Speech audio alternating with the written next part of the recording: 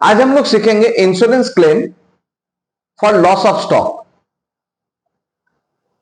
इस टॉपिक में हम लोग सीखेंगे कि अगर कोई बिजनेस ऑर्गेनाइजेशन में कोई भी एक दिन सपोज एक्सीडेंट हो जाता है, फायर ऑकर कर जाता है, तो उस दिन कितना रुपया का स्टॉक बर्न आउट हुआ है वो असर्टेन करके इंश्योरेंस कंपनी को बताना पड़ता है कि मेरा इतना का स्टॉक बर्न आउट हुआ है, तो उस हिसाब से हम लोगों को क्लेम मिलता है।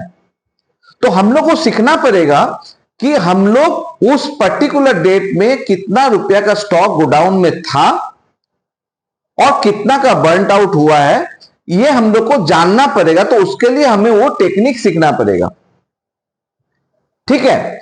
तो इसके लिए एक छोटा सा एग्जांपल लेते हैं कि मान लेते हैं फायर ऑकर किया था, फायर ऑकर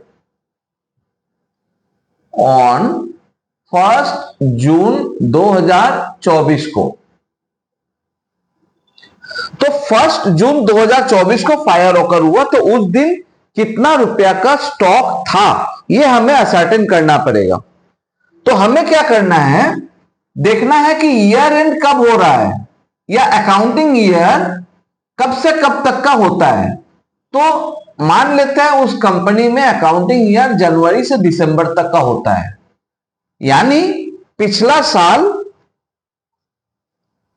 1/1/2023 से लेकर 31/12/2023 का था। तो मतलब लास्ट स्टॉक 31/12/2023 को ही असर्टेन हुआ था, क्योंकि ईयर एंड हुआ था। हमें क्या करना है, स्टॉक असर्टेनमेंट का कुछ एक प्रोसीड्यूर फॉलो करना पड़ेगा। क्या करना है, सबसे पहले हमें एक मेमोरेंडम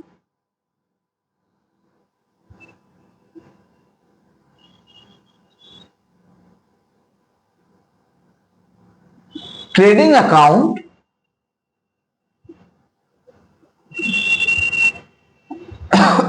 बनाना है। किस पीरियड का, 1 जनवरी 2024 से लेकर 1 जून 2024 तक का एक मेमोरेंडम ट्रेडिंग अकाउंट हम लोग बनाएंगे। और हम लोग इस ट्रेडिंग अकाउंट के जरिए निकालेंगे कि 1 जून 2024 को स्टॉक कितना का था। कैसे निकालेंगे, सबसे पहले हम लोग यहां पे टू ओपनिंग स्टॉक लिखेंगे। देखिए लास्ट ईयर 31 दिसंबर 2023 को खत्म हुआ था, तो उसका जो क्लोजिंग था वो इसका ओपनिंग स्टॉक वो हम लोग को मिल जाएगा। ड्यूरिंग द टाइम पीरियड 1/1/24 से 1/6/24 तक का कितना परचेज हुआ वो मिल जाएगा। अगर कोई कैरेज इनवर्ड वगैरह है वो भी आप लिख लीजिए, कैरेज इनवर्ड।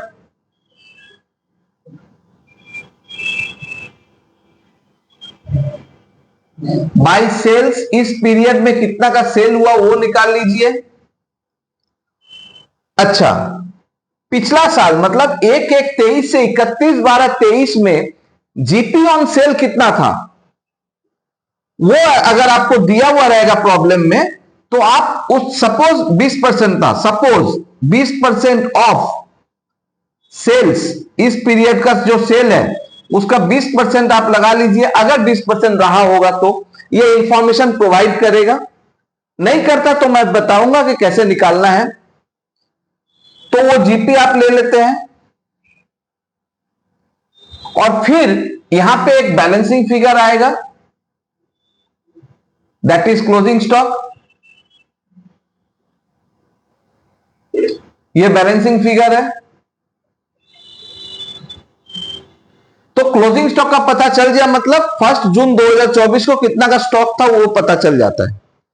सपोज आपको ये जीपी रेट प्रॉब्लम में दिया हुआ नहीं है, तो आप क्या करना, आप एक छोटा सा ट्रेडिंग अकाउंट बनाना।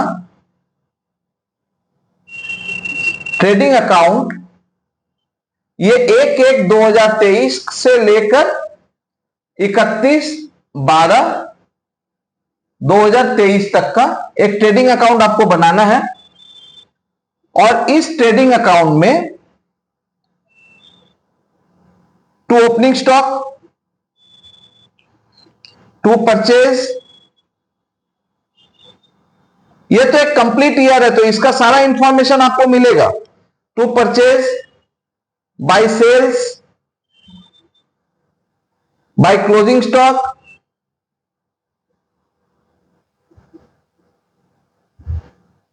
अगर कैरेज वगैरह है तो डाल दीजिएगा कैरेज इनवर्ड। तो यहां पे एक डिफरेंस आएगा, तो that is gross profit, balancing figure आ गया। तो जीपी ऑन सेल्स मतलब जीपी बाय सेल्स इंटू 100, कुछ परसेंटेज आ जाएगा, तो वही जीपी रेट आपको यहां पे लगाना है। तो इससे आपको पता चल जाएगा कि उस दिन 1 जून 2024 को क्लोजिंग स्टॉक कितना था। अब क्या करना है,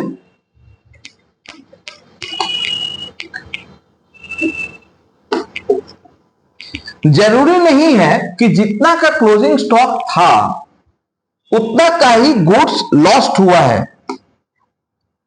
जरूरी नहीं है। कुछ हो सकता है गुड्स आग में जलने से बचा लिया गया, आग से जलने से हम लोग बचा लिए हैं, सेव किए हैं।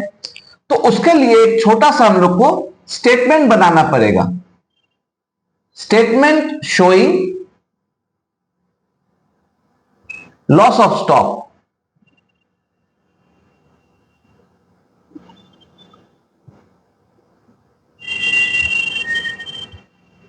इसमें क्या लिखना है, stock as per memorandum trading account.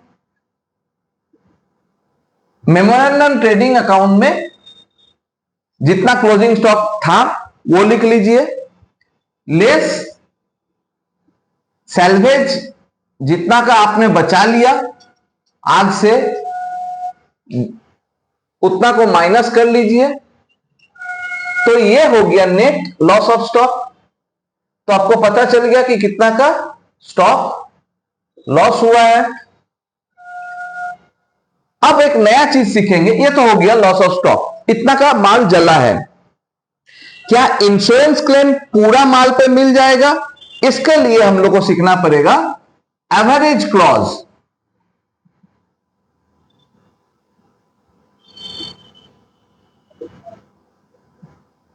Average clause क्या होता है, if policy value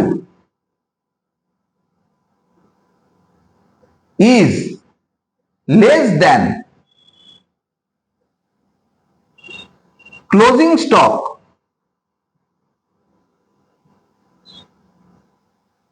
of memorandum trading account, then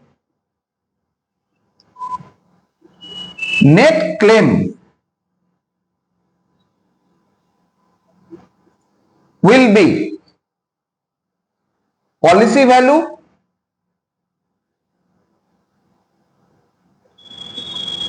by closing stock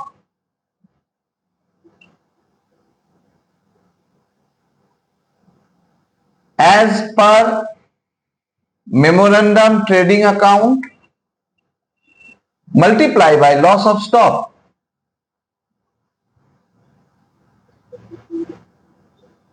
इससे आपको पता चलेगा कि क्लेम अमाउंट कितना मिलने वाला है। तो ये था एवरेज क्लॉज, जब policy value less than closing stock होगा। मतलब क्या, क्लोजिंग स्टॉक अगर मान लीजिए 30 लाख का है पॉलिसी वैल्यू सिर्फ 10 लाख का ही है, तो पॉलिसी कम है ना, तो क्लेम भी आपको कम मिलेगा। तो प्रोपोर्शनेट करना पड़ेगा उस समय कि 10 लाख का पॉलिसी वैल्यू है डिवाइड बाय 30 लाख का स्टॉक है, multiply by loss of stock कितना हुआ, जो एक्चुअल लॉस है उसके प्रोपोर्शन में मिलेगा, तो उस हिसाब से आपको मिलेगा। तो वो हो गया आपका नेट क्लेम। तो ये था insurance claim for loss of stock का एक छोटा सा इंट्रोडक्टरी डिस्कशन। Thank you.